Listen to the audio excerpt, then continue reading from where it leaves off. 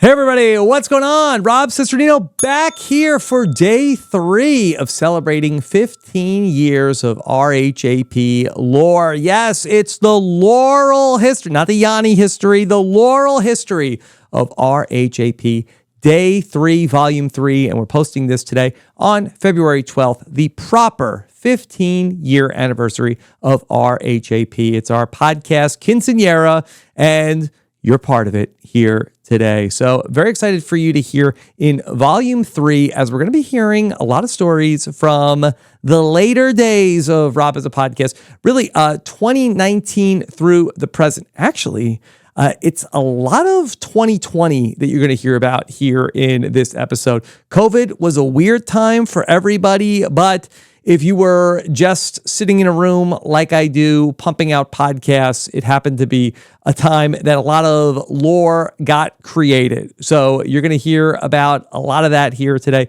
in this episode. Of course, we appreciate you being here and being part of both listening to stories of old lore and being a part of all the new lore yet to come. And the best way to do that is to be subscribed to the podcast. So if you're listening to the podcast, that's probably a good sign. You're probably already here, but if not, for whatever reason, it's a great time to jump in. Go to getrhap.com and don't be afraid to share that link with your loved ones and your friends, and make sure you could be a podcast influencer. Getrhap.com for everything from Rob Has a Podcast. All right, so we've got a lot to get to here today. We're going to start this podcast off volume 3 with some stories from my great friend, Akiva Wienerkur, talking about the time that we took Rob and Akiva Need a podcast on the road to Minneapolis in the summer of 2019. All right, here with me to talk some more lore is a guy who knows so much sports lore. Let's see how much RHAP lore he knows. It's Uncle Kiwi, Akiva Wienerkur, my beloved co-host of Rob and Akiva Need a podcast. Oh, I know lore, baby. Yes? I've been, I'm old. I've been around the RHAP streets longer than most people. Okay. All right. So what's the RHAP lore that you wanted to talk about, Akiva? Yeah, I think that I had a bunch of ideas. I have like a lot of fond memories of like some early podcasts. I do think you should put out like a list or someone. Yeah. I I had the same idea today of like, I wanted to make like the essential RHAP. Mm-hmm. Basically, absolutely. Like it's like a playlist. I'm going to ask for it. Is anybody on the RHAP team gonna get me this? Do you want me to do you want the spoilers? Yes. The spoiler answer. I think like a listener sort of submitted or like powered list would be good, and then just a little, because I remember so many like old podcasts. Can I ask for that for my 15th anniversary of a playlist of all the best RHAP episodes? Yeah, I think that's reasonable. For 15, that's a lot of years 15. of podcasting. Yeah. Okay, we'll see. We'll see. Playlist. Okay. All right. But it's not so much for me, it's for the listeners, okay? Yeah, you were there. You heard all of them already. I was there. Okay, but Akiva, let's talk about what did you want to talk about?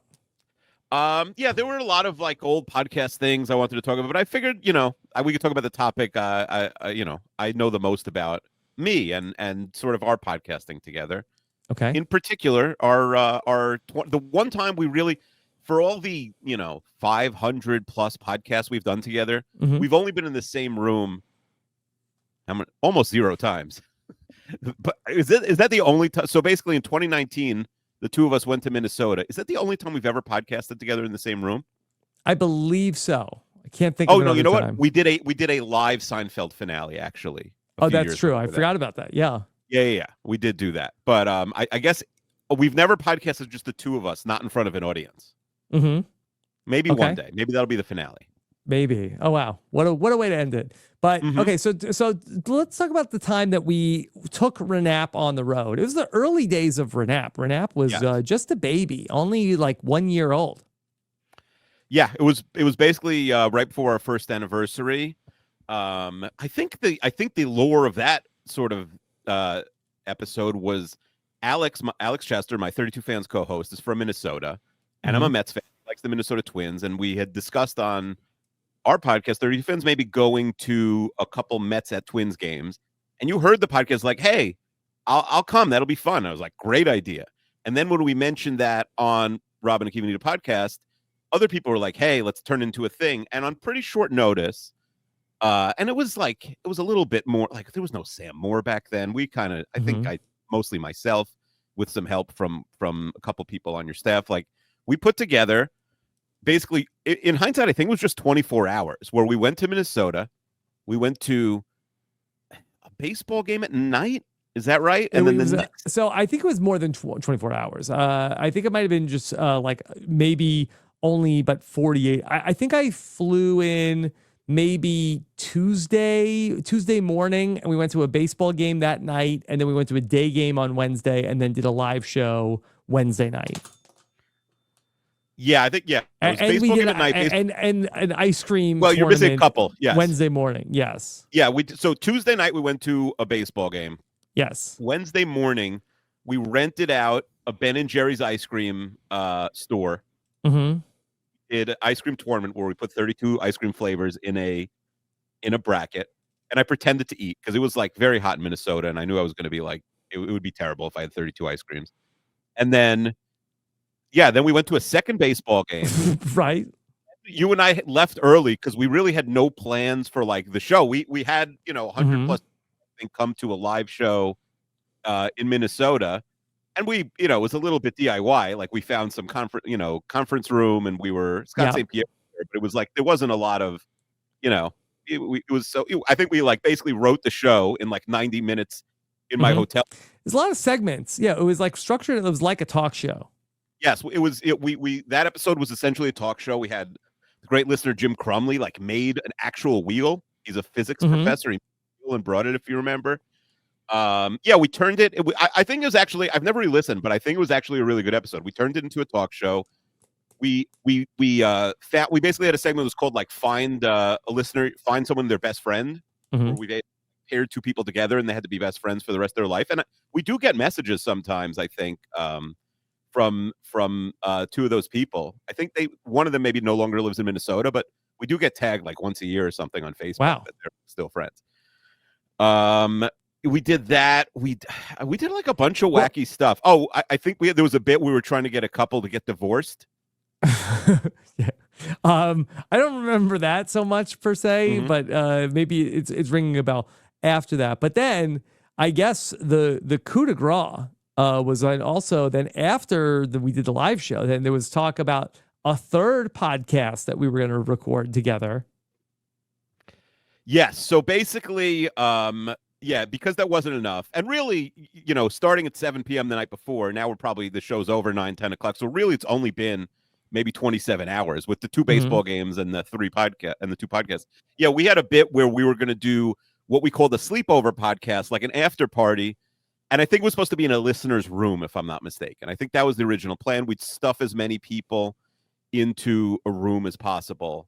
And we just like vibe and do a podcast. I think it was the Thrasher's room. Yeah. I think it was Will and Courtney Thrasher. We were going to do it in their room. Yeah, but I think that the issue was ultimately that we had a lot of people. I mean, we had quite an entourage, and everybody wanted to be there for the sleepover podcast. We couldn't fit everybody into one room. Right. Well, it was a little weird. We had initially, because it was like kind of a small, semi-organized thing, we originally rented out a small conference room in the hotel we were all staying in. We were staying in the same hotel with all the listeners who came. And there was also a bunch of lore, actually. Like, if you remember, we went to a bar and the guy bit Alex Chester's eye. Like, I feel like a lot of things happened in those 24 hours. A guy bit Alex Chester's eye? Yeah, a guy bit his eye.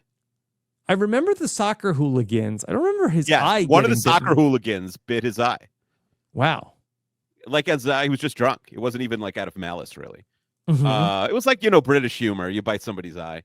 And yeah, I feel like there were a lot of side quests, a lot of like random things happen. And so I remember we got back from the show. We walked back from the show and we're like, oh, what do we do now? And I think we had a plan to just like invite a few people. But then like everyone was sort of staring at us at the elevators, and it was very awkward. And it was like, what are we going to do? It's like, all right, everyone come up. but it was just like a regular hotel room.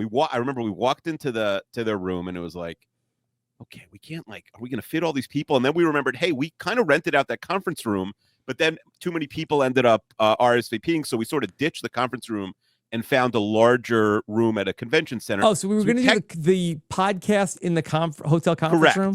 And it's funny because they were like very nervous about it. I think they said, we said something about like a food eating contest at one point. Maybe at one point the ice cream bracket was also supposed to be there or something. Because they said, do we need a tarp? I remember they emailed us. Do we need a tarp for the whole room? Mm-hmm. Like, I don't know what we're gonna do that we need like a tarp for the room. Not a Gallagher concert. Yeah. No. There's no. Yeah, we're not gonna be smashing watermelons. And I just but we had that room, and it was like before midnight, and we're like, let's go. But I was nervous. We paid for it, right? Yeah. We might as well get a podcast out of it. But we didn't ask them. We kind of just like took, maybe it was 20 something people, 30 people, and we snuck into the room to do the podcast. And unlike, I would say, the live show, which we had a bunch of segments that generally went pretty well, and we didn't even get into Craigslist Carl. Speaking of lore, we found, for people who don't know, we went on, I think that morning maybe, we went on Craigslist, and we realized, like, if we're going to do a late night talk show, we need a musician. So we hired a guy, and we sent him a file to learn our theme song. It was incredible. Rob and Akiva Need a Comcast. Like, it was, he really tied the whole show together. You can watch the live show on YouTube. That is available. Yeah. Let us know if it still holds up. And so unlike the live show, this was a little bit like in my head what we were going to do for this sleepover podcast. And I think we were supposed to play sleepover games, but I don't know. There just wasn't that much there. Like, there wasn't that much on the bone for the idea. Mm-hmm. And I felt like it was just dying in the room, the podcast. And I remember we were calling Allie because Allie had all these ideas for the sleepover podcast. And it was, I don't know. There's nothing was working with the show. And it ended up turning into a little bit of a roast of me. I was at like a weird point in my life. I was like between jobs. I feel like things were down for me. I don't know. Yeah. And a little bit turned into a roast of me. But the podcast in general, I think, was probably unlistenable. And do you still have it? Do you think you still have the audio? I think I still have it somewhere. Yeah. You think we could put in like 10 seconds of the audio of the podcast here or something? Let me cook here for a second. Yeah, let's see if Rob could listen, because we've never listened to even a minute of it. While Rob looks, so basically we recorded the episode, and we knew it was a mess. And I remember getting at least one, maybe a couple emails from listeners who were in the room saying, like, I had such a great trip. It was such a good time. Do not release the episode, the audio of the sleepover podcast. Like, it was bad. You had a tough time. I think it's not a great idea. Mm-hmm. And I was fine honestly with releasing it, but it wasn't going to be a good podcast. I just think it was a mess. And ultimately, people were intrigued enough that we never released this podcast, that the intrepid listener Lindsay Wilson ended up interviewing every single person who was in the room and turning it into an audio documentary, the oral history of the sleepover podcast, that she did an incredible job on. And you could also find that not on YouTube, but on podcast. So we're doing this live. Okay. All right. Okay. So this is on the fly. Let me see if this is it. Maybe this is it. Maybe it's not. Okay. Let me see. 56 minutes. You don't. So we are rolling. Okay. Mm-hmm. Yes, that is right. Rob and Akiva Need a Podcast. It's a sleepover at some point in the future, but as of right now, it is late in the hours of the night. We are in a conference room, in a hotel room, in Minneapolis, Minnesota, the night of the live show, and I am here with my co-host, who has been to many sleepover parties in the course of his years on this earth. Here he is, Mr. Akiva Wienerkur, and we have no bell because it's late. You make it. Have you ever been to a sleepover party? Not really. So we're very hushed voices because we were also at the danger of detection of the people that were working in the hotel. Like we were right not over their supposed heads. to be in the conference room. We had to like sneak people in one by one. And at any point we were worried they were going to like kick the door down and be like, hey, middle-aged men, get out of here. Yeah, we were nervous. It was after midnight. We were like, well, maybe. And I think you were actually fine. I'm not a big rule breaker. I was much more nervous than you were, honestly. At the time, like I was being a dork. But yeah, we were whispering. We were like, it's hard to explain how the hotel, it was a Hilton something. And we were right over. Not a paid endorsement. Not a paid endorsement. We were right over the conference room was right over the head of like probably the one person who was manning or womaning the desk in the middle of the night. So there it was, the one and only RHAP live show. That's the first minute anybody's ever heard of the Sleepover podcast. Do you think we should release it one day? Lindsay Wilson heard it when she did the oral history of the Sleepover podcast. But people should, if this is news to you, you should definitely listen. It's one of the more remarkable RHP podcasts. We can hear that in the RHAP archives, and we've done so much more RHAP since then than we did up until that point. Yeah, that was probably like 40 episodes in or something, and that was a hot summer. I feel like that was we were on a roll. Okay, and there keeps being talk and rumors of another RHAP live show at some point in the future. So we'll have to see what Uncle Kiwi's summer schedule is. Yeah, but that's a fond memory. I have a lot of good memories. I feel like we really packed a lot into 2 nights in Minneapolis. You and Chester were roommates.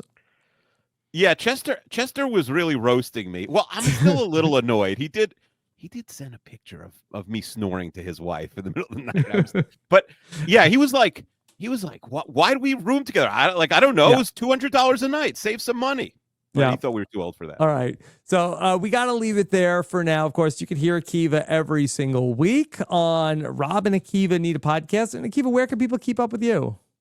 At Keep26 on Twitter, Rob and Akiva Need a Podcast, 32 Fans, NGOG, anywhere. All right. Akiva, talk to you soon, okay? All right. We got a fun one here today. Joining us, of course, from our challenge coverage, somebody who's been here for, I think, just about all 15 of these years, the great Allie Lasher. Allie, how are you? I am doing great, Rob. Very, very excited to be here with you to talk about maybe the most iconic moment of our history. Okay. No, not really. I got the list of like who wanted to talk about what. And I said, this is a fun one. Okay. And so, Allie, let's just go back to the year 2020, 5 years ago. Ironically enough, you want to talk about something from the 10-year anniversary of RHAP. Yeah, it's pre-COVID 2020, which I feel like really sets a different tone. It was February, I think, 2020. So it was exactly the date of February 12th, 2020. It was exactly the 10-year birthday of RHAP. Yeah, when I heard about this project, I wasn't sure if you'd approve this or if it was too negative. I mean, it's not really a surprise to anyone who knows me in the podcasting world that I would pick quite a confrontational lecture, but coming from a really beautiful place. So obviously this was, I was not there for this moment, though. I've displayed here many live show moments from the early days, my background here. But listening, oh God. Yeah, full frame. Yeah. There you go. Well, back to the first one. How about that? A little Big Brother live show for you. Yeah, there you go. Okay. So this one's notable. Yes. If time permits, because Josh Wigler put me on the list when you would not. So that I love that photo. Yes. And these two being from the first one. Anyway, but this was in LA, which, I did not fly to LA for this. Thankfully, I would have maybe been stuck there with the pandemic coming so shortly after. That was like a month after. Yeah. So, okay. It's February 12th. 2020. It's the 2-hour premiere of Survivor Winners at War. And it happens to be the 10-year anniversary of Rob as a Podcast to the literal day. And so February 12th was the first episode of our Heroes versus Villains recap. And so we did a big event, a live event that we started at like 5 o'clock on Eastern time. Watch the East Coast feed with the patrons. We invited about 40 to 50 local survivors. We had a red carpet. We had all these survivors were in the house, and it was at a bar restaurant type place. And The survivors, they had been imbibed. They were drinking. Yeah, back in the good old days when you used to be at places where you could really get ripped. So sad, you've outgrown those spaces now. But yeah, so I re-listened back to it in preparation for this, and you can hear, as someone who is a loud audience member myself, I was like, were they really that loud? You can audibly hear the quote bullpen of Survivor contestants throughout the first 18 minutes of the podcast before they are appropriately but rudely interrupted. Yeah. We had a show like beforehand. We had like a special patron show where we brought guests on and talked about 10 years of RHAP. But then after the episode aired on the West Coast, so now 10:15 p.m., Stephen Fishback and I are now attempting to do a live recap of the 2-hour premiere of Winners at War in front of a house of, somewhat excited fans who have been there for 5 hours now. And then also a 40 to 50 very drunk reality TV cast-offs. And so, Allie, I've actually never watched this. I was actually a little disappointed with what we had going on visually from where we were able to put the camera. And so let's play this. I've never watched this back. Okay. Can I give you 2 things I want to highlight to your attention that I only caught on my 8th watch, not to talk about like Chester does. Please watch a very special guest comes on stage during Shane's speech to just talk with you and Steven. I don't really know why, and that's pretty hysterical. And then watch the interaction when Shane says goodbye to you and what happens between him and Steven. Okay. All right. So maybe we'll pause during this, but I'm excited to watch this in real time. Okay. It did seem like it was Adam. So I think, for the first episode, for sure, fishy to Adam for having that, that wherewithal. And All right. Let's bring some guests. You want to get some guests up here? It's just a way to thin out the bullpen. Yes. Okay. Oh, wait, hold on. Here we go. See, Steven's already. Ladies and gentlemen, Shane Powers is here. Okay. Hey. Now, I don't know how much you could hear, but the crowd, the reality stars in the bullpen were all off to one side. Now we try to put them maybe further back. But they were being very noisy and it was very distracting during the show. So Shane Powers has now come up to the stage to address the reality stars. Also, quick warning, this is going to be a little explicit. Okay, parental discretion is strongly advised. Coming from Sam Moore. Okay. What they're doing up here is difficult. This is a craft. These people have all come to see them do this. Rob looks like he wants to They evaporate. invited you to come so that you can still feel publicly relevant and run across a press wall. So if you want to talk or try and fuck, believe me, I did all that. I've done all that. I get it. Walk the fuck outside to the bar so these people can hear. This is the 7th fucking time someone's asked you. Fuck is going on? Shane Powers is the hero we need. I want to say one more thing and then I'm going to leave. It's not done. Okay. 13 years ago, I was on this show. Rob asked me to do his internet radio thing. This was before podcasts. It was before anything. He had a string with 2 styrofoam cups on either side. I called in. I shit on him for an hour. And it's 12 years later. And what he has built is an absolute example of 1 + 1 + 1 + 1 equals this.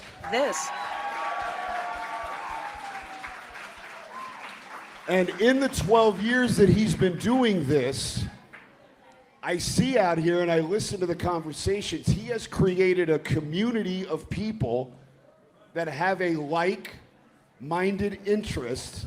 And in the meantime, you've helped each other with your families. You've been there for each other when you were sick. What has happened here is super, super important. I don't come to these things ever. And I came here tonight because we all need to recognize not only what Rob has built for his family and him, but what he has built for all of you guys and us.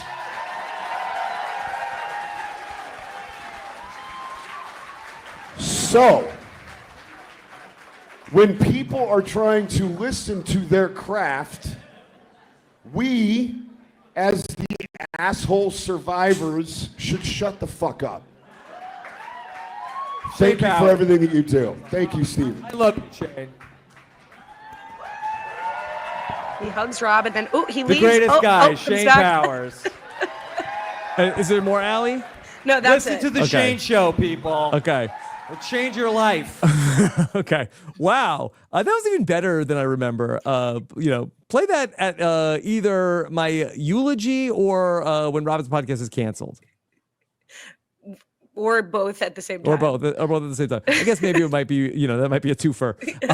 But yeah, that was really incredible. I loved what Shane came up and said off the cuff. And, Shane Powers is a truth teller. Yeah, so I'm curious to get your behind the scenes reaction if you remember. Did you notice Sandra walks over as though she couldn't be less bothered by what Shane is doing and comes up and has a full Sandra was conversation there, with you? but she's in the show, so we couldn't have her on the podcast. I don't know what I could not tell you for the life of me what Sandra had to tell us in the middle of the Shane Powers speech. I have no idea. But what was your reaction? Were you happy he did that? That Yes, feels I very was happy. non-confrontational. I was happy, Rob and I style. feel like that he. I loved what he said so much because I feel like the part of it that he said, what this was such a great example of 1 + 1 + 1 + 1. This was never like something that had like exponential growth.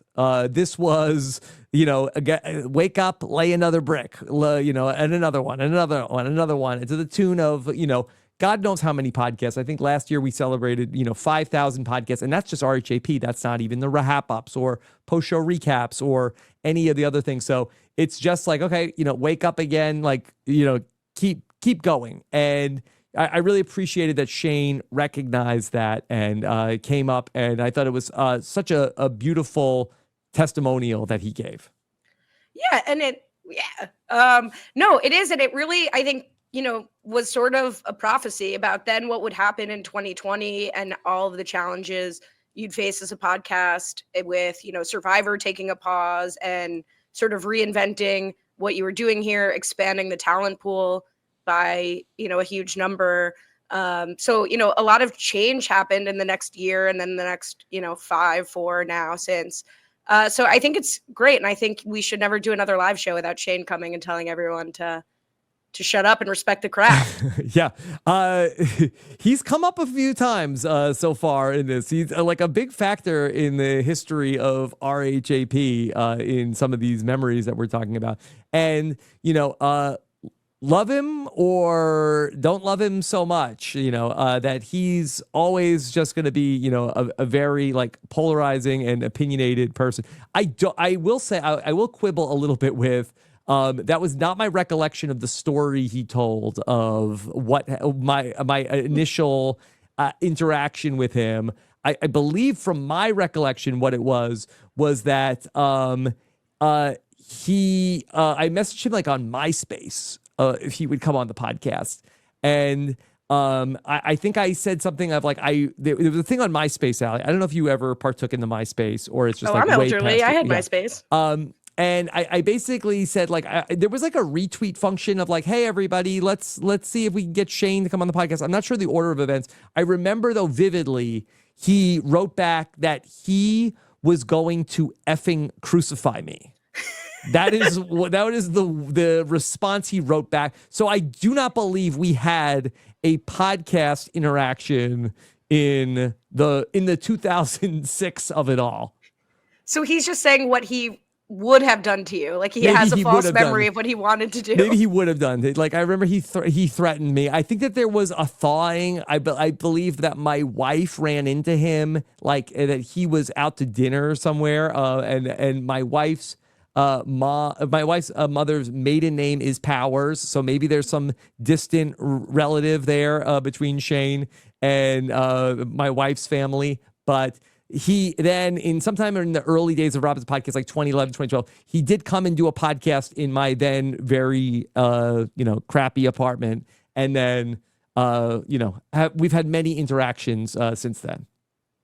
You know what's impressive about this clip, or what I was struck by when watching it back, is like, I wouldn't say that Shane is a survivor who is the most in touch with the RHAP community directly, but I think what he says on stage, he's like, I've been listening to some conversations, and he goes on to say really what this community has meant to a lot of people. Like, people have been there for each other beyond the survivor world. People have made these really real relationships and friendships. And so I'm like, wow, Shane really picked up on what's going on here without necessarily being in the thick of it. Yeah. And so I always appreciate, I did not remember like the exact wording, but like 1 + 1 + 1 + 1, like that has always really stuck with me. Yeah, and it continues. And I'm happy to, it's been a while, I think, since Shane has appeared at one of the live events, right? It's been a long time since Steven's appeared at one of the live events. That's true. But if you need anyone to come up and tell everyone to shut up, I'm happy to volunteer. Honestly, I think a couple of the live shows over the last couple of years, we could have used him again.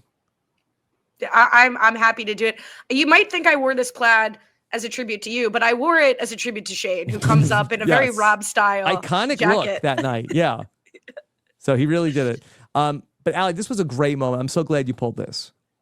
Yeah, it's a lot of fun. I'm glad it got approved because it looks a little negative, right? Like Shane confronts the crowd, but it's got so much heart. Yeah. I was like, oh, that's great. That's great. And there's lore, and I loved it. So thank you so much, Allie, for bringing that up. Allie, where can people keep up with you?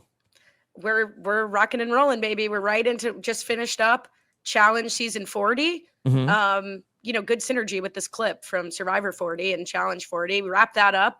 And you could check us out right into Challenge All-Stars 5 Rivals. Mm-hmm. It's fixing to be a great season. Speaking of 1 + 1 + 1 + 1, listen to Allie and Brian. No rest for the weary. Just another week, another season. And no scoff here. You could check out me and Akiva, 4 episodes in a row, New Girl, Old Guy. Wow. As literally, we finish that 1 + 1 + 1 +1. Yeah. It's all right. going to be great to finish that. Allie, thank you so much. And I'll talk to you soon, okay? Thanks, Rob. Appreciate it. Bye. All right. We have here with us a guy who is a longtime RHAP fan, a survivor too. They can't take it away from him. It's Brandon Donlon. Hey. Brandon. Oh my How are God. you? Look at us. I would, it's every once in a while you got to pinch yourself. I'd be listening to this had my life not taken a weird turn a couple years ago. Celebrating 15 years of my favorite podcast. I've been ground floor. I was episode 1 of this podcast in 2010. I was listening. So, okay. My happy iPod 15-year anniversary to you. I'm celebrating 15 years by breaking out. You can't see it for the audio listeners, but I've broken out for the first time in my. Do you want to go life. full frame? I'll go full frame. Yeah, go full frame. Yeah. Let's What show do it. you got? Okay. Look at this. Looks like that's like a Cindy Crawford beauty mark. I don't know. That's where they're moving locations for 51 and 52, and it's going to be set there. We got to have all the. I didn't know you were so vain. Okay, well, all right. Well, I'm vain. Listen, yeah. I think this song's about me. I think many songs are about me. In the Wand-Off we did for season 45, many of those songs were about me. All right. Well, Brandon, we were trying to come up with what part of lore, because you could talk about it all, of the storied history of RHAP, and we were talking about some of the live reality games that we've played here on RHAP, and you and I are on the same page. We'd like to do more of those. We've had so much fun these last couple of years where we've done live versions of the Traders, and people love to watch these games play out. But it was really one that got the ball rolling in a lot of ways. It got the ball rolling. And I think it's important for those who weren't around in 2020, if you're new, to just set the scene of this is what, the first or second week of April of 2020. We are peak shelter in place. Everybody's at home. We're all looking for things to do. And there's this online game that's popped up. It's got folks that are playing. Everybody in our communities kind of has eyes on it, and you can watch it live. I think every Friday and Saturday night, you'd see them play out. So I'm not sure who incepted the idea that the Rob as a Podcast crew should play a one night only cutthroat drag out brawl of Sequester. Yeah. Well, I can tell you, I think Brent Wolgamott was really pushing the idea of that we should do it, and had a lot to do with, Sequester was really the summer of Sequester, it really turned out, even though it was only April, it was really a big deal. They were doing all these online games, and we said, okay, let's give the people a show. We gave the people a show. Yeah, for those who, again, are uninitiated, this Sequester game, there were 2 games, I think, per weekend for the entirety of the summer of 2020. And this is when, like, no media is happening. Like, no shows are on. Nothing is new. There are shows on, but they're on Zoom and they're trying to figure it out. But this is the only place you could see people, like, playing this strategy game in the real time. You could tweet along with the show. And all of our community was watching this. I in my many years being in this community, I've never seen anything like it, where it had a whole chokehold on all of our folks. So we're all, I'm on my couch in South Jersey. I'm watching 19 Rob has a podcast personalities, and Tyler Kakuno, for some reason, they are all going to battle it out in little rounds, on Zoom. They jump around, they vote each other out, much like the Traders, which if you're new, you maybe watched that the other day. Yeah. And so this is kind of like early on in like the long story of COVID, because it's really like only like 3 or 4 weeks into COVID that this thing ends up coming together. And that whole time is a blur. But yeah, this was a very emotional and wild night. It was a wild night. And I'm not involved with Rob as a podcast. Like, I'm not in the world. I'm watching this as a fan of the podcast. And you're getting to see, like, you, Rob, who, like, I think I tweeted it. I should find the screenshot. I hadn't gotten to watch you strategize in real time because, your seasons of Survivor are on when I'm, 6 and 8, I think. I'm not sure. Like, I didn't get to ever watch you do what you do best in this format. Did I strategize well? I don't really remember anybody like anything going my way. Well, you made it far. I think you were 5th place in my recollection. I just felt like that there were like so many pregame alliances that I was just not privy to whatsoever. And somehow, like, I made it through. And I don't know, maybe I was like a shield to some degree. You were sure you were a shield, but also, like, you talk about pregame alliances. There's also some pregame beefs that come into play pretty quickly. Poor Melissa Denny is out almost immediately in this game, and we're everybody's excited when the cast comes out. Like, oh my God, look who's here, Melissa and Brent, all these people. And then Melissa gets sniped. I forget by who. Big Meech. Big Meech was upset. Didn't like Melissa from the podcast. She had an axe to grind with Melissa and her coverage of Big Brother 18. Sure, yeah. Big, and then Melissa, and Melissa's tweeting afterward. You're seeing Kirsten, who, like, famously did not get to play Big Brother Canada, play again. Sequester is not a similar game to the real shows. I played Sequester, audience. I did pretty good at it. Like, this is, it's not transferable, but Kirsten is getting to play and feel the strategy and whatever. There were a lot of big feelings. The highlight of the night for me came pretty early in that we have this guy, Tyler Kakuno. He is somebody that I don't think I had ever heard on a Rob as a podcast. So he was not a podcaster, and Brent had done so much of the casting. Like, we sort of said, okay, and this is my fault. A lot of times, like, people come to me with an idea, and I'll say, okay, go cook. Sure, this sounds good. So Brent came up with so much of what the cast was going to be, and so there was a person who was in the patron group, a longtime patron, and he was probably like, 16 or 17 when I first started the patron group. And so he was a young person, and I tend to like, okay, this is like an excited young person. I give them probably more grace than an older person, because I say, okay, well, this is a person I always see a little bit of myself in, like, okay, this is like an overly excited young person who's very enthusiastic about the sport, about the Survivor and the reality TV. So, this person would often step over the lines. And again, in my youth of building an online community, or my younger days, like, I think I had a little bit more like, hey, this person can be rehabilitated. This person has stepped out. If we just show them the way, we can get them back on the straight and narrow. Now it's a little bit more, all right, 1 strike, you're out. Okay. Yeah.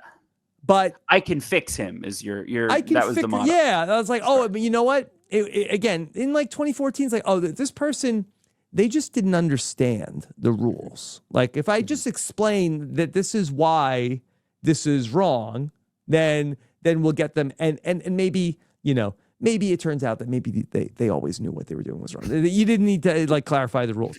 But anyway, so and this person had been a little bit of a provocateur over the years in the patron group. And Brent thought this would be a good person to bring into the game for some reason.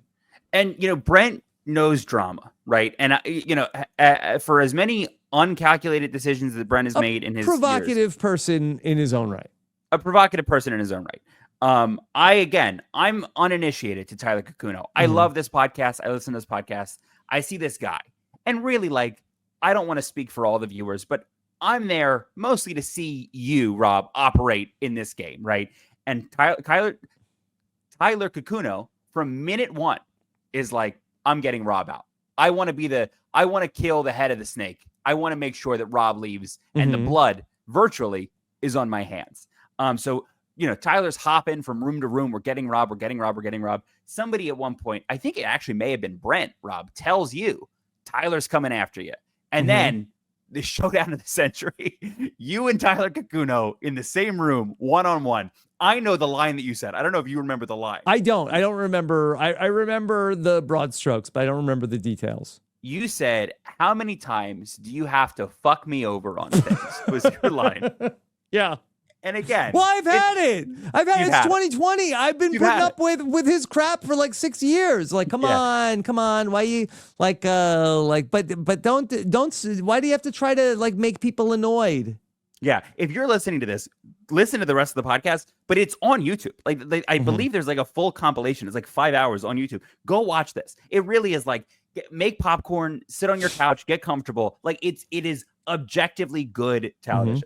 So yeah, your line, hysterical. And you, again, like, it's like hearing your teacher curse. Like, you're not a guy who's cursing on these podcasts. So it was a very poignant. There was some real emotion that was tapped into. There was some real emotion. So Tyler Cacuno ends up out of the game very shortly after that. You beast mode Tyler Cacuno. And then the other part of this game that I remember is this controversial, Final Four. Puya and Liana really kind of strategize. They kind of beast mode the whole game. They're in two different rooms. It's half Liana, half Puya. The Puya and Liana lounge before it happened. Yeah. And then they get to the Final Four, and there's a twist in Sequester where the person gets voted out of the Final Four. They get to drag somebody out of the game, making the Final Two. They get to choose who doesn't make the Final Two. So they vote out this guy, Bobby. You remember Bobby? I think Bobby podcasts with Brent now. Bobby is voted out, I believe, and he drags Liana. And Twitter you think Twitter goes crazy now. You think Twitter's crazy for Hannah Rose, Banu. Well, I just remember vividly feeling I got to the final five with Puya, Liana, Jenny, and Bobby. And I'm like, oh, look, this is great. I'm in the final five. There's a showmance. We're the three of us who are not in the showmance. Let's frickin' go. Yeah. And who did that? Was it Bobby who did that, or was that Jenny? Who did what? Who didn't vote with you? Who neither of them did. They both were like, you know what? Hey, the showmance. I like them. That's my ticket to the final two. That's real my ticket Rupert to the win. A real Rupert and I'm Jenna like, Lewis. What are we even doing? Yes. So then you leave Final Five. Bobby's out 4. Liana's out 3. And then Puya wins virtually over. It was all virtual. Yeah. It was all virtual. There was never an in-person component to this. But Sequester then goes for this is again, Sequester was something that people were watching. If you were clued in on the online sphere, you knew about it. This is what now launches Sequester into being the story of the summer. Really? This was it? This really was a turning point for Sequester. So this after this week, they do Big Brother US versus Big Brother Canada, also available on YouTube. Yeah, and they did that before the Survivor one? They did that, and then the Survivor one, I believe, was after that. So it is like boom, boom, boom of Because recognizable boy, there's people some play. lore about the Big Brother US versus Big Brother Canada that we don't need to explore either, with the I will not. after shows and Sure. all that stuff. It's on YouTube though. If you want to watch that, that's on YouTube. A crazy time. A crazy time. A time that, again, it was a horrible time in all of our lives. All of us were inside, cooped up, unsure of the world. But it was one of the very few bright spots that year of getting to watch you be funny around a group of new people strategizing was so much fun for myself and the audience. But there was a real appetite, I think, and still there is, for people playing these online games, even after the world has opened up. And so many of the people that, Sequester ended up giving a spotlight to are so many different people that we've, done stuff with on the podcast in the years that have come past that. So it was just they tapped into something. They tapped into something. And again, like, Sequester was open to people who were not on shows. You could apply to be in Sequester, play Sequester. There are so many people who applied to be in Sequester, on Sequester, that you've watched on your TV sets in the last 5 years. Like, people, it was a weird jumping off point. You've got people represented on all the shows that were on their webcam, just like I am right now, in 2020. And it's a cool thing. But again, the first, plant of the flag in the Sequester moon was this podcast. It was a little bit sort of like an indie rock scene of a bunch of people that like went on to do a whole bunch of different things, but it was just too much electricity to be controlled in any one specific way. Sure. And it was, again, I'll never forget it. It was again so much fun, and now we're all here. Now, so Bobby's recording his 15 minutes in a couple minutes. I think he's right after me. Sure. All right, Brandon, Donlon, great to have you here to talk about this stuff, and I'll talk to you soon, okay? This is so much fun. See you soon. All right, let's go back in time once again, this time just but 5 years into the past, to talk about some of the origin stories of how I met this guy. Here he is. It's Chappell. Chappell, how are you? Hey, Rob, I'm good. Happy anniversary. Thank you so much, Chappell. And I'm excited to talk about the birth of our friendship.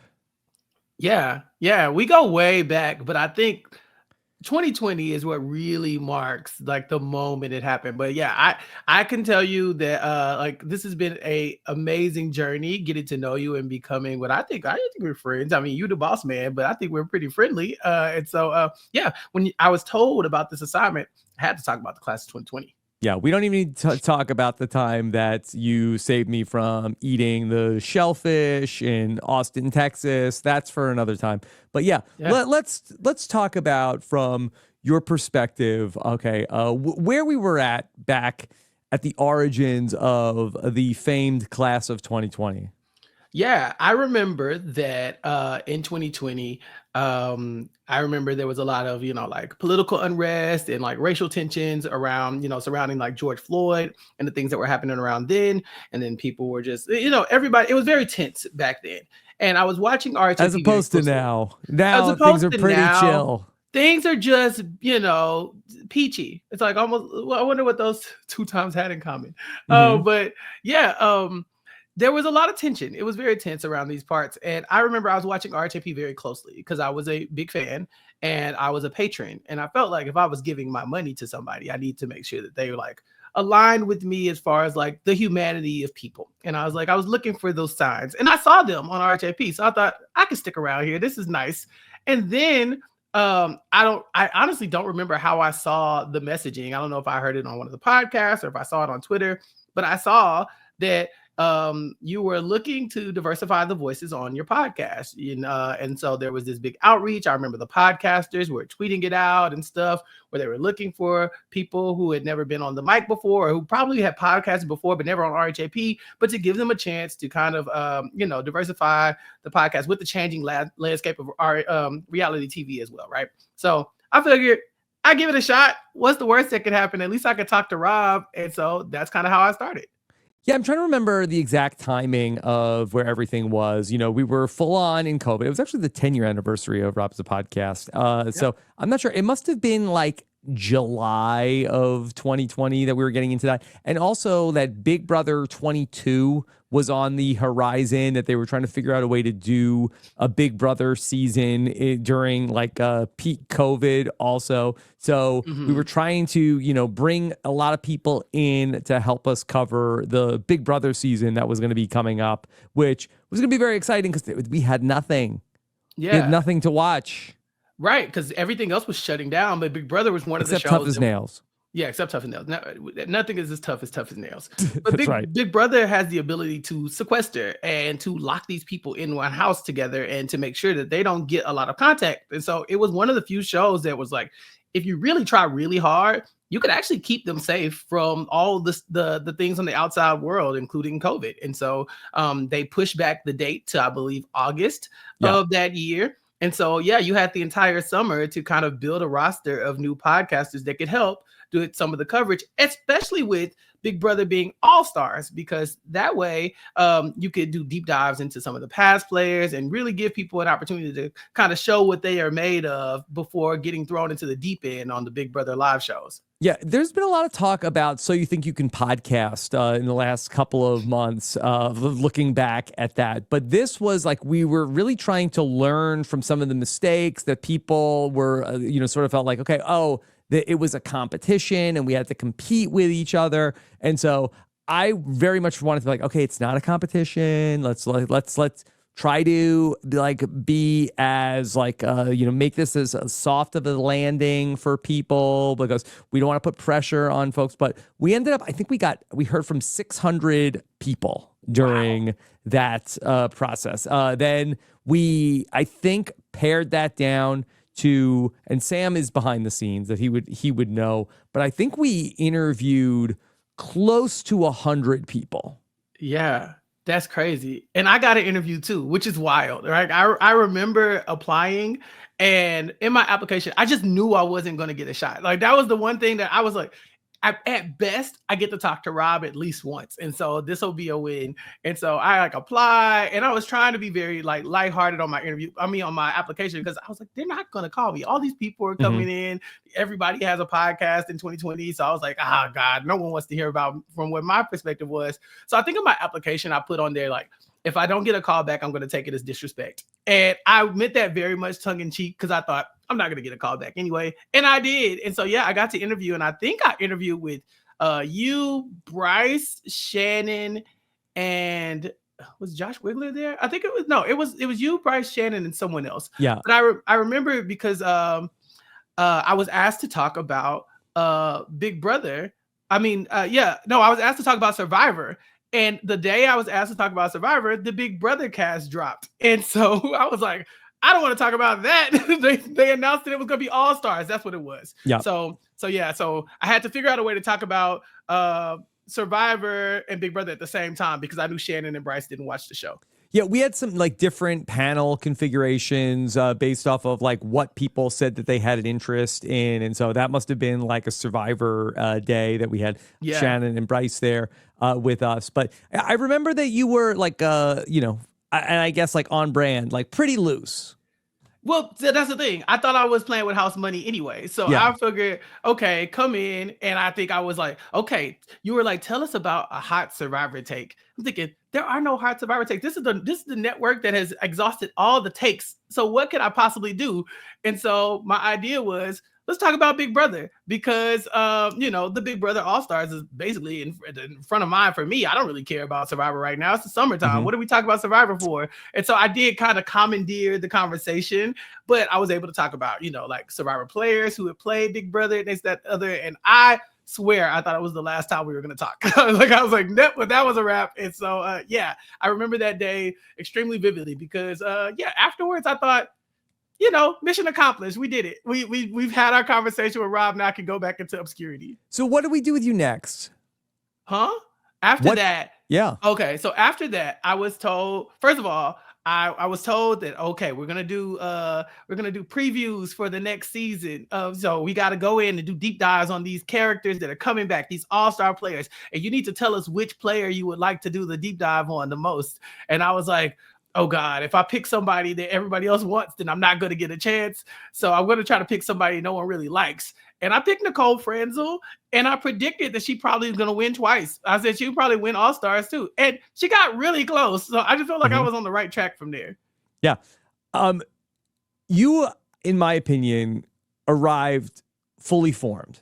And I thought, Really? I've always said that about you. And you certainly have gotten better at your craft. But Thank you. I feel like that you sort of like showed up and were like pretty close to like a finished product in terms of like what you were able to add to the podcast. And I think that that's one of the reasons why you really connected with the audience so quickly. Whereas I think like other people were a little bit more trying to find themselves, that I feel like that, and maybe you were like, I didn't know what I was doing, and I just went, but like it worked. It was able to like we were able to like add you to what we already had like very easily. I remember being so nervous because when we go on, so actually the Nicole Franzel podcast went fine, but my audio was really bad. And so I had to do like internet tests and all kinds of stuff to figure out how to fix that. And I was panicking. And I remember doing the live podcast recap or whatever. And I was so nervous that afterwards I just sweat through all of my clothes. But it went well. It went well.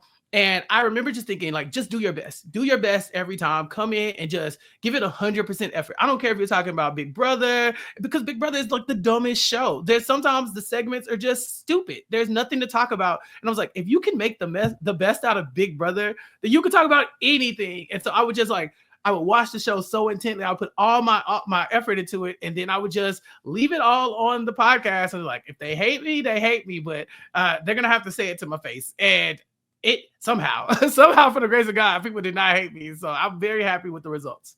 Yeah. And it was a really hard thing to sort of like work on. Of like, we had the existing podcast and we had sort of like a format that everybody was kind of already had been used to, but then we also were trying to, you know, bring a lot of new stuff into it. And as we would see like a year later with Survivor and the new era, like it's hard to change things that people already really like. And I really feel like that you were such a big part of like making the whole thing work. Like, I don't think that it, you know, without like you coming in with all of the energy and momentum that you had, like, I think it would have been a tougher transition for the podcast. Yeah, for the people who weren't paying attention, people did not want to see the class of 2020 succeed. I mean, they're like, it was like we would do a podcast and then like the Reddit threads would blow up and the comments would go, who are these new people? We don't like change, blah, blah, blah. And there were a lot of people who were very open. But people in the reality TV and in the TV community famously love when things change, right? We love when our main characters are taken off the air and are, you know, killed off the show. We love that here. So obviously we're going to act like normal human beings. There was so much hatred thrown at a lot of the people at Class of 2020, but I think my saving grace is that I refused to read it. I was just like, I'm not going to read the comments, good or bad. I'm just going to focus on doing the best work I can. If you stop calling me, you stop calling me. And so I never really got beaten up by a lot of the feedback. I'm sure that there was negative things said about me, but I tried really hard to have like tunnel vision so that when I came in, I didn't let any of the negativity bog me down. And I was so intent on making sure all the people around me felt the same way. I was like, I was everybody's biggest cheerleader. I don't care what it was. If you were posting something, I was retweeting it, I was reposting it, because I was like, we're all going to have a good time in this and we're going to go down swinging together. Yeah. And it's a fine line also, because that there was just people who were like kind of green at being on podcasts, like trying to come on and keep up with the people who were veterans. And so, you know, that there, like, it did not always go smooth. I think we had a lot of times where there were like panel shows or like, oh, there's too many people on the panel that who are all these people. And so it was like a period of transition that was, you know, hard to navigate through. And I really, you know, I didn't want to set it up like a competition like we had done with So You Think You Can Podcast. And so I think ultimately, I think we were more afraid to make cuts of people. And so we tried to bring in as many people as possible and give people as many reps and opportunities as possible. And then ultimately, like, I don't know if that was the perfect way to do it either. I suspect not. I don't really think there is a perfect way to do it. You were trying something you had never tried before. I think what happened, and I think that ultimately a lot of good content came from that. We got people getting shots on podcasts that had never done it before, especially like myself included. And then you got to really give an opportunity for people's voices to be heard. And I think that was the project, right? Give the people who had not been heard a chance. We were never promised a spot on RHAP or anything like that. It was just like, hey, here's your chance to come show what you can do it. And if you flip that into your own podcast or whatever kind of career you got, then so be it. I was just very blessed to be able to stick around a little bit longer and help you out in as many ways as I could. Yeah, and you were just so funny from the jump that I felt like that people, even if they didn't know like who you were, I think that they were like, okay, well, this guy is somebody like who I like hearing from him. I try to remain positive. I think that there is so much negativity in the world that even when you're talking about things that are negative, if you can put on a brave face and smile and laugh about it, then I think the medicine goes down a lot better. And I think that was my thing, is that no matter what, I was going to try to grin and make everybody laugh and make everybody feel good. Because personally, that's why I listen to podcasts, because I like to listen to people that I like talking about things that make me happy. And so if I could make anybody happy, just one person, I felt like for me, the class of 2020 was a success. Yeah, and I think that you were able to always like do the, two things, like bring a perspective, but also like keep it like a fun podcast. Because I mean, I think that that's ultimately, this is a podcast that's about reality TV that people are coming in to like talk about because they enjoy these shows. And I think it's very difficult to be able to, speak about potentially sensitive or things that are issues that you need to have some intelligence to talk about, but also have some fun also at the same time. Maybe not at the same time, but in the same conversation. Yeah, I think that there is a world where I could be a podcaster that didn't have to go through the RHAP pipeline to do what I'm doing right now. And I think that is possible. But I really do think that the opportunity you gave me, this trial by fire, even with the Big Brother All-Star season, talking about people's faves, with people who, with people's faves and all that kind of stuff, I think it really did help make me a better podcaster, but also just being surrounded by the talent on RHAP as well. You had already had such a good squad around you. And the class of 2020 was so talented and funny too, that it made me want to do my best work. And so I was just very happy and blessed to have the opportunity. Okay. Well, I can't believe it's been 5 years this summer since we did all that. Yeah. I feel like that it went by in a blink since you've been here, but I guess time flies when you're having fun. I've been having fun the whole time. And so time has just been flying right by, man. Thank you so much. Okay, Chappell, where can people keep up with you?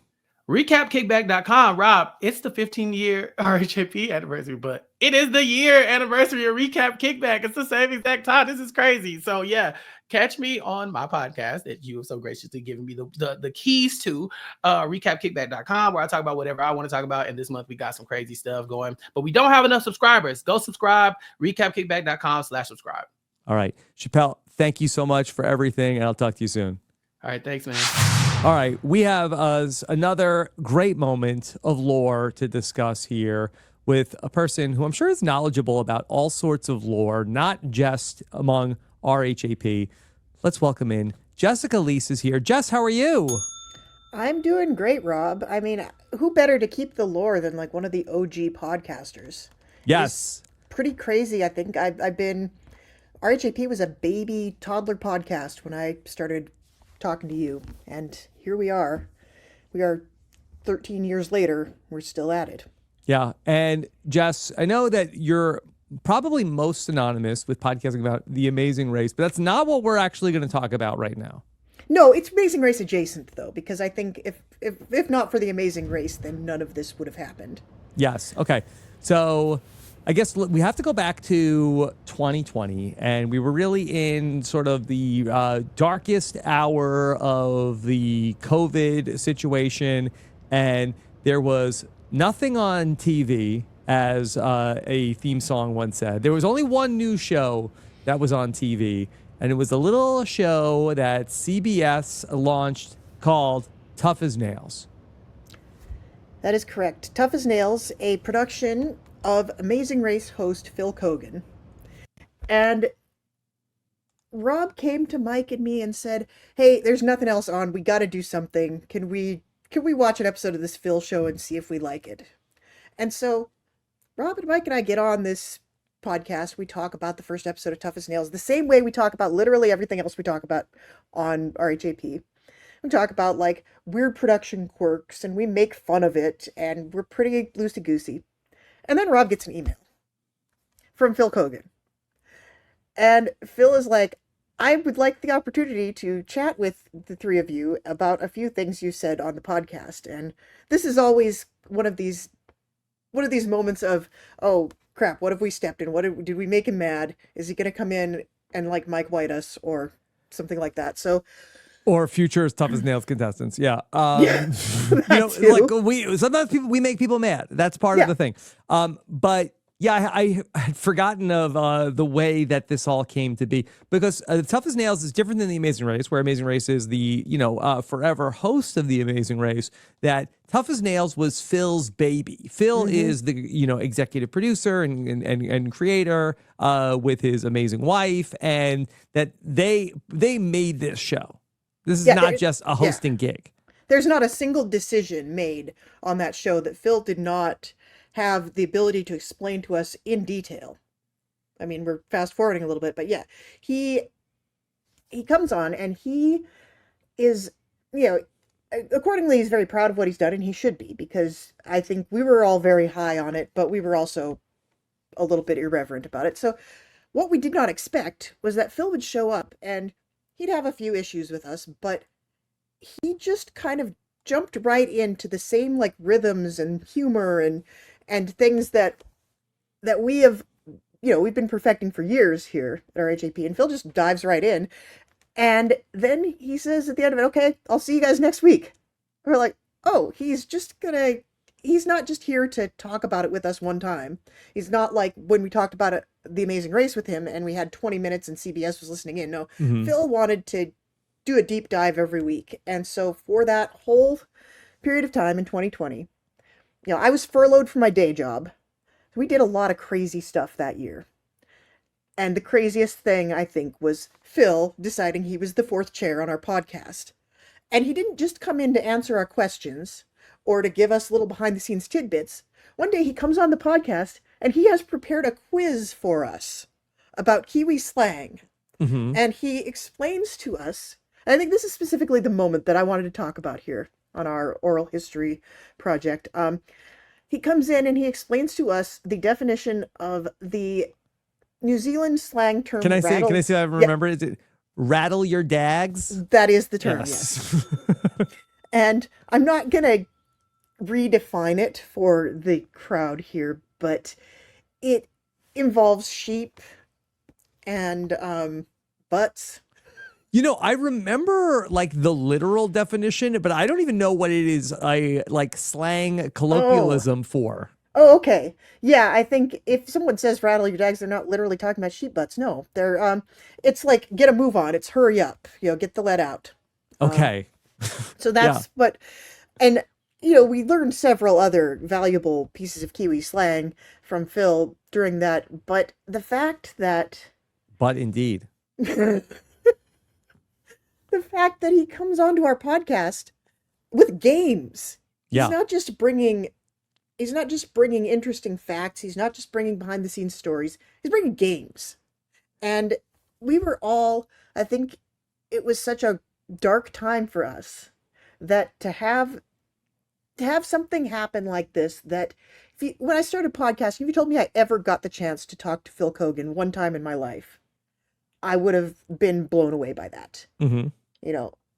But the fact that he was listening, and he knew who we were, and he was familiar with the podcast enough to just like jump in and start co-hosting it with us, that was something that I don't think my tiny baby podcaster brain could have envisioned. In 2012 when we started doing this. And for that, I feel like it was actually, I saw Phil last weekend. He was speaking at a trade show that I was at, and I had the chance to chat with him and with his wife. And the thing I said to him was like, it was like the best thing about the worst year was that we got to do this. And we did so many strange things on the podcast that year, and I think it almost made it bearable.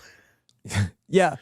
It was something also, I think, that like the CBS publicists, I think we were like kind of, we scrambled them a little bit also, where, you know, very much like the relationship that, you know, I tend to have with the network is like, okay, here's what we're doing. Here's who you're getting. You have this much time. So this was like a little bit of a different thing where Phil was like, okay, I'm doing this. And he's like telling them, and they're like, hey, let us know what you're doing because we need to be there. We need to make sure that, you know, he's not saying anything he's not supposed to be saying. Like, what? It's his show.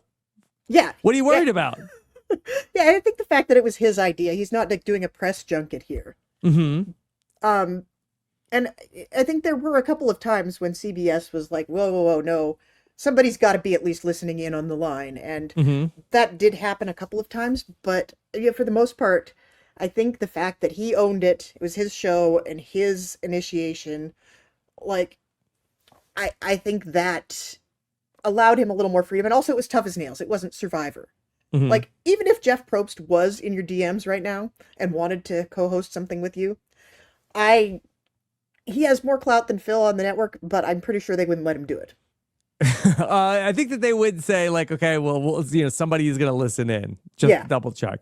Yeah. They love to listen in. They do. And I think part of the problem with Tough as Nails, I think we were like the main publicity outlet for the show at the time. Like, we were the ones talking about it. That at the following year, CBS sent us wall calendars with Tough as Nails characters on them. Yeah. I forgot about that. Yeah.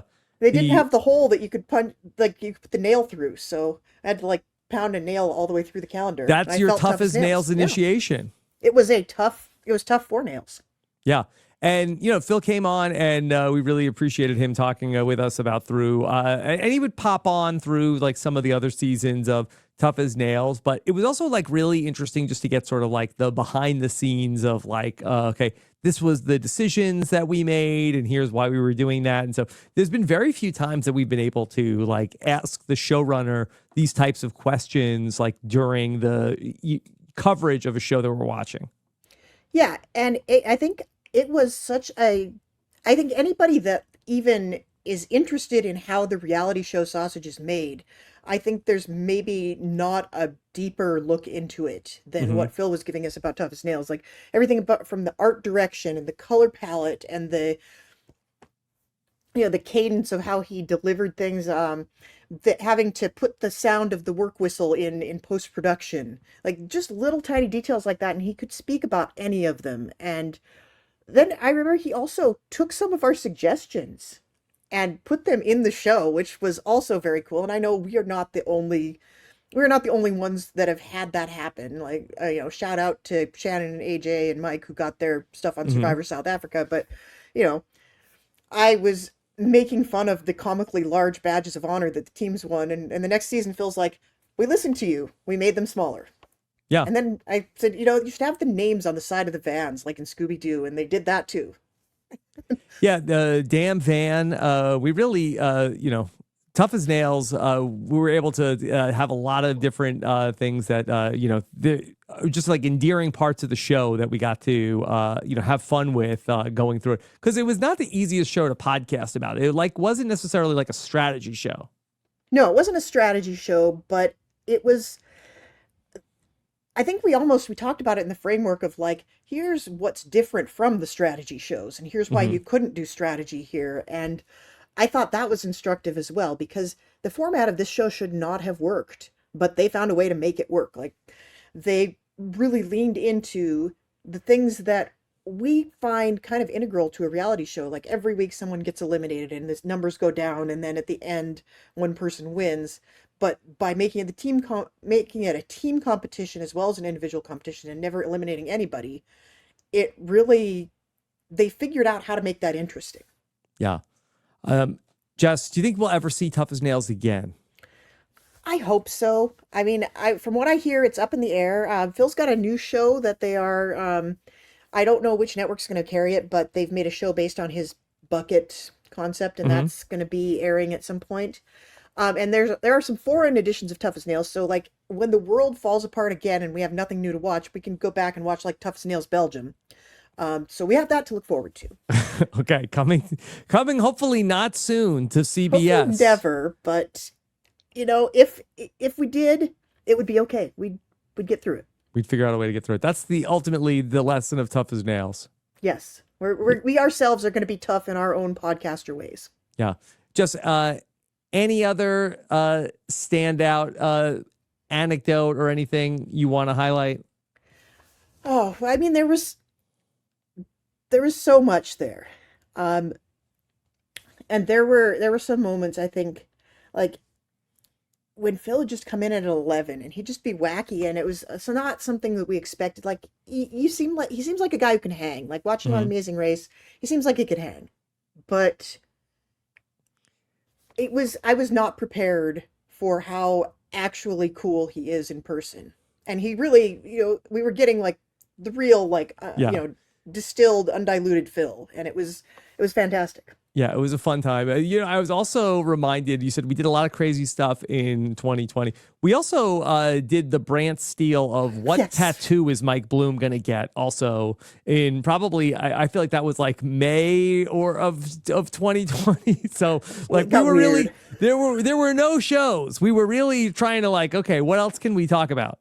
Yeah, I mean, they did have a season of Amazing Race in the can, which they did end up dropping later in 2020. So we did have that, but yeah, I don't know in what universe. Like I was on multiple Brant Steele podcasts that year, and I have not done one since. Yeah. Okay. Jess, thanks for coming on and talking with us about the days of Tough as Nails and our fourth co-host way back when. Jess, where can people keep up with what you're doing? I'm mostly over on Blue Sky right now. I have dumped the other social media sites. Some of them more ferociously than others, but you can find me at jesslease.bsky.social or however they're setting those up. Like just search for me. I'm on there. And we have some RHAP podcaster lists that you can just follow the whole list as well. Okay. All right, Jess, thanks for coming on and sharing this great story, and we'll talk to you soon, okay? Yeah, thanks for having me. Okay, for this next lore, very excited to catch up with somebody. Haven't talked to in a minute. Aysha Welch is here. Aysha, how are you? Hey, Rob. I'm doing well. Very excited to be talking to you. It's been a long time since you and I have been on a podcast together. All right, but we're not talking about Survivor today. You have a different piece of RHAP history that you want to talk about. Yeah. It's Survivor adjacent. Let me take you back to May 5th, 2022. We are in New York for a live show. It's the first one back since COVID. First live show back, and we had a lot of precautions. Everybody may have, had, some fallout after, but in the moment, we got back together for the first time. Well, really, because we had so many people that were new from the class of 2020. We got together, I was going to say back together. We got together for the first time ever, a lot of us.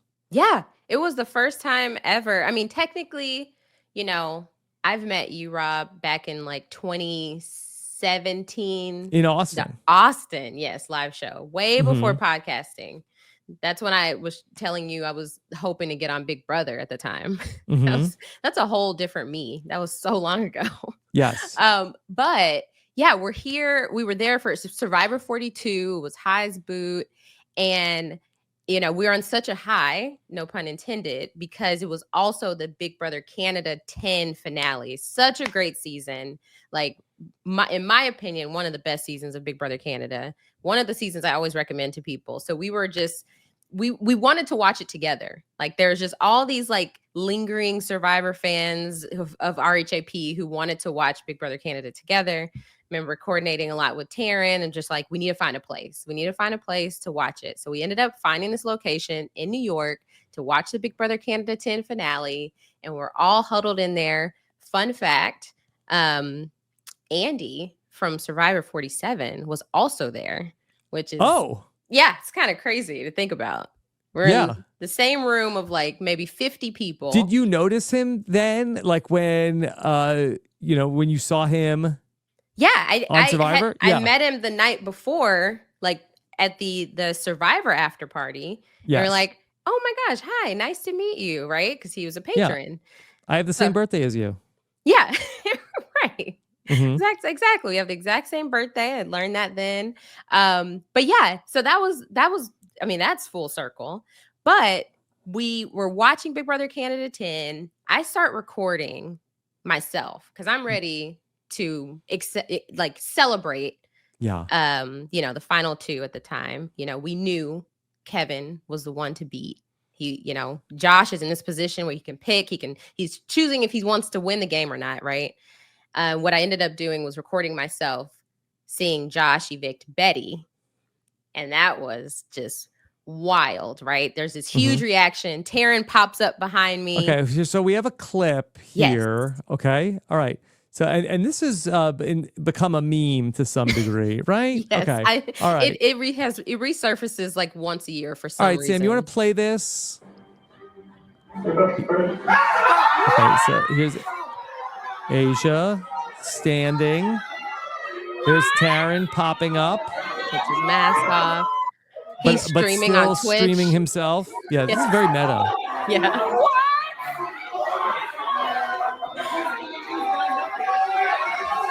And Aysha is gasping. Shocked. Oh my god. That's Chappell. Chappell knew it. He knew it was going to happen, apparently. He always knew it.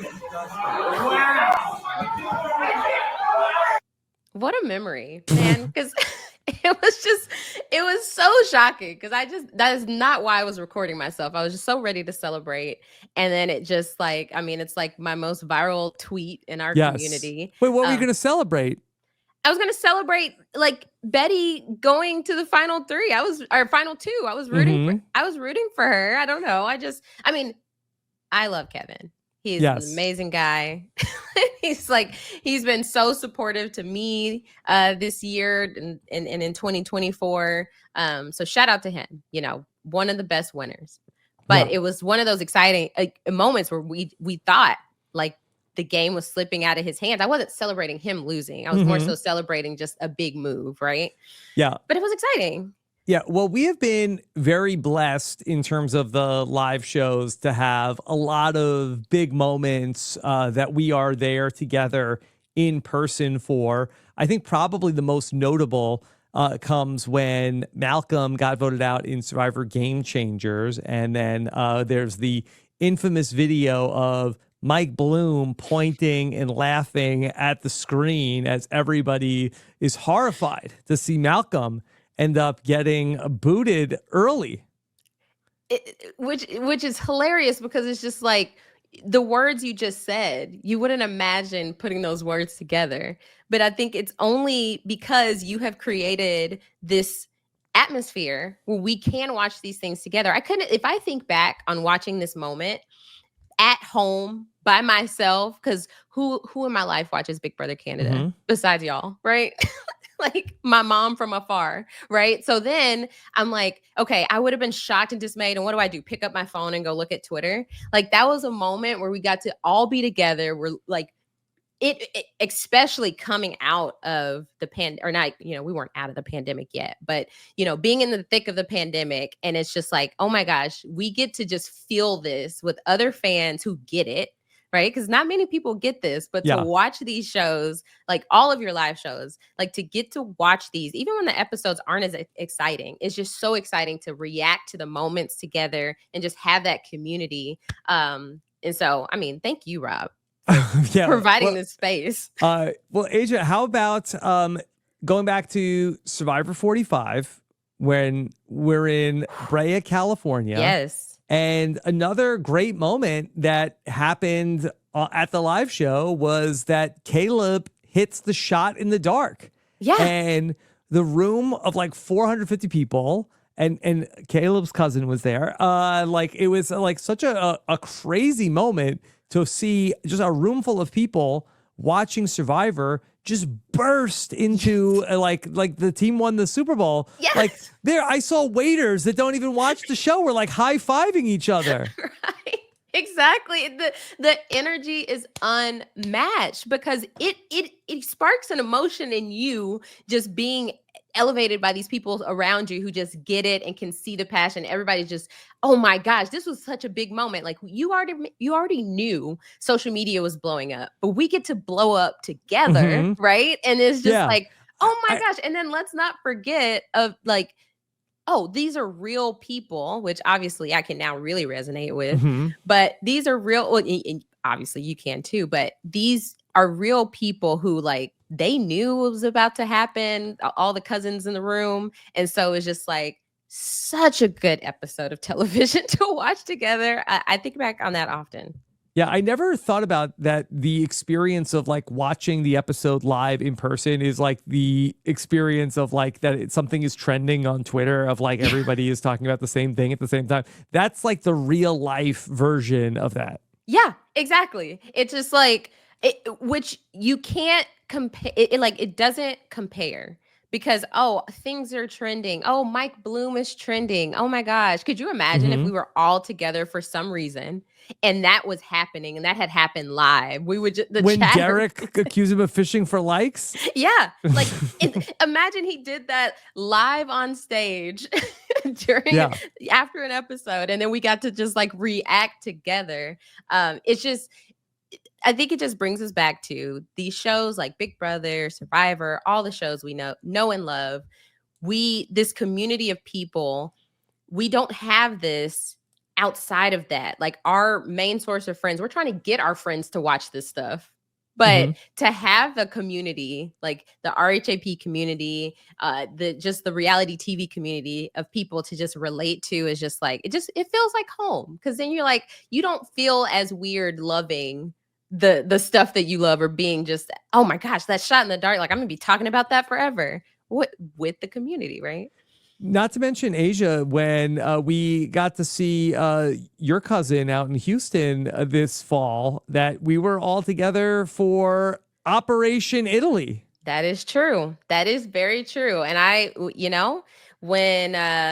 when my cousin heard that you were coming on December 4th, I was like, that's going to be quite the episode to watch together. Yeah. And so I knew I was going to be looking forward to what was going to be unpacked. Like I knew that I was looking forward to hearing what you had to say, right after the episode, and watching that on YouTube, right?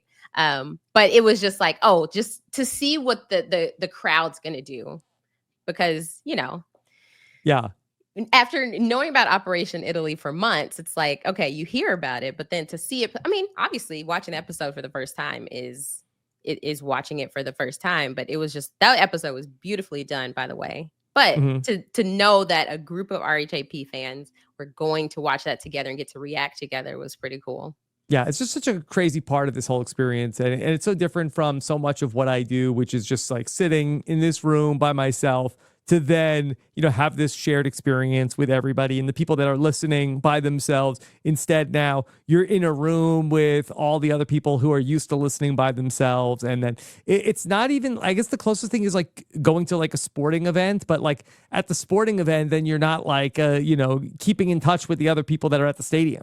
Exactly. Yeah, exactly. Because listening to podcasts is an isolating experience. I don't know how many people out there listen to podcasts with their friends as they do it. It's just not something that happens. So I know at these events, it's so cool to be able to like know the inside jokes that you're like, wait, yeah, of course you know this because we all listen to this. Like on my podcast, A Perfect Match with Jason Reed, Jason loves to call me Aysha Welch, which stems from our recap of Cribs, that we did with Chappell, and it's continued to this day. And I still meet people at live shows that it's just like, oh, hey, Aysha Welch. I'm like, thank you, Jason, for carrying that on. But it's like an inside joke that now everyone gets because we all listen and we all enjoy, and it's just a great feeling. Yeah. Well, Aysha, this was great to catch up on, some of these moments that we'll always remember from the live shows. Anything else you want to highlight? Oh, just just if you've never been to a live show, for sure, go to one.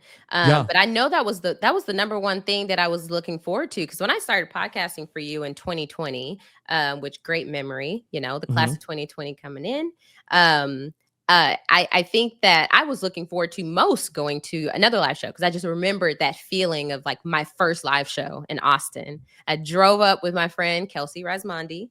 Yes. Yes. So drove up with her. She was also at the Houston live show. But I drove up with her. We did a quick day trip. And then I was like, she was literally the only person I knew that would want to do that with me. And I was just like, so then it feels like, oh, wait, we're this part of this rare breed. And then you get there and it's so many people. Apparently Chappell was there. We didn't know each other at the time, but we talk about that memory together. And so that was just so cool. So it's just kind of like, I remember vividly looking forward to live shows when I started podcasting for you. So it's always fun to just think about all these. And I am the one to make sure to take as many pictures as possible at these things. People forget and they're like, oh yeah, I did see so-and-so. Oh, I know I saw so-and-so because I have a picture with them. I take a million pictures with people, and then I feel like I have 0 pictures. Yeah, you need a personal photographer. You have your photographer for the I need to get event. tagged. You need a person, maybe Sam, just follow you And around Sam's with got a your lot on his phone. plate. Yeah. No, he does. He does. And Yeah. Sam does a great job at this. So shout out to Sam Moore. Just amazing, amazing guy. We need people in the world like Sam Moore who just can execute these things. But yeah, Rob, it's just great. I don't know. Maybe people just need to tag you more. Maybe that's what it is. Aysha, I know you stay very busy podcasting. Where can people keep up with what you're podcasting about?